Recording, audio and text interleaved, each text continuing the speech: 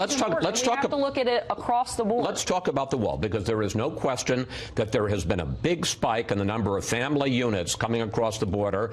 The president talks about terrorists potentially coming across the border. And here is Secretary of Homeland Security Nielsen. Take a look.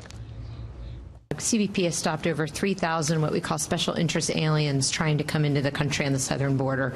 Those are aliens who the intel community has identified are of concern.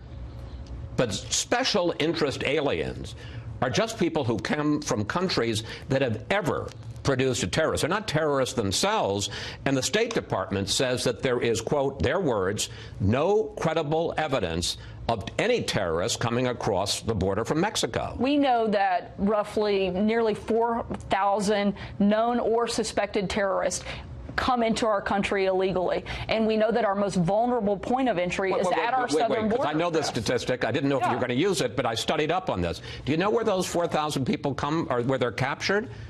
Airports. Not always, but airports. Certainly a large number. The State Department says there hasn't been any terrorists that they found coming across the southern border from Mexico. It's by air, it's by land, and it's by sea. It's all of the above. But one thing that you're forgetting is that the most vulnerable point of entry that we have into this country is our southern border, and we have to protect it. And the more and more that individuals they're not coming across the southern border, Sarah. They're coming, and they're being stopped at airports. They're coming a number of ways. They're certainly, I'm not disagreeing with you that they're coming through airports. I'm saying that they come by air, by land, and by sea. And the more and more that our border becomes vulnerable, and the less and less that we spend time and money protecting it, the more that we're going to have an influx, not just of terrorists, but of human traffickers, drug inflow, and people that are coming here to do American citizens harm.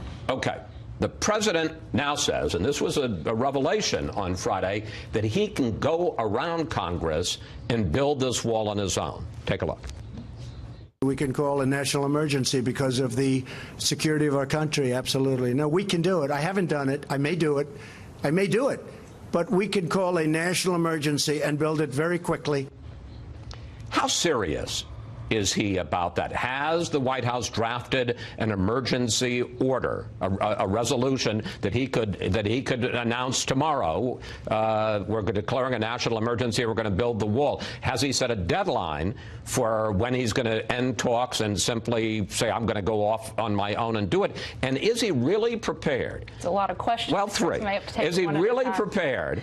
It's all the same question, which is how serious is he? Is he really prepared to go off on his own and use money that was authorized for military construction and build a wall instead? The president is prepared to do what it takes to protect our borders, to protect the people of this country. He knows that the #1 job he has as president and commander-in-chief is to protect its citizens. And if he doesn't take that seriously, whether it's at our southern border or whether it's from terrorists coming from whatever way they come or any other place that people come to do harm to Americans, then he is not going to be the president that he knows himself to be. And does he really, just quickly, does he really think that he has the authority to build the wall with funds that were appropriated for the military construction without congressional approval? As we've said for the last several weeks, we're looking and exploring every option available that the president has.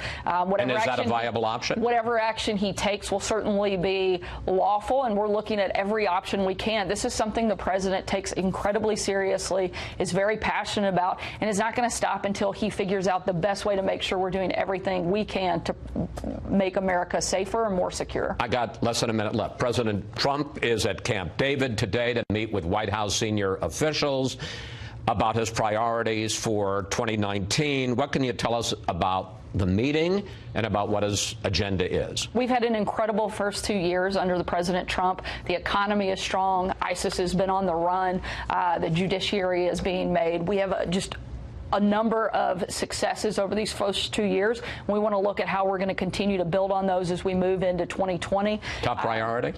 I think the president's got a lot. Immigration certainly has to be at the forefront. Right now, that's one of the biggest things that we have to get done is securing our border, but not just securing the border, but fixing the immigration system as a whole. It's completely broken. The president wants to make sure we look at all of the different things, loopholes that we can close to make that better. Infrastructure, fighting the opioid crisis, crisis. Those are going to be things that also not only are the president's big priorities, but things we think we might be able to get Democrats to actually work with us. The American people elected them to come here and do more than just fight the president, and we hope that they'll fulfill their constituents' hopes for them and do exactly that. Sarah, thank you. Thank you. Thanks for coming in today. Always good to talk with you. Always great to be here.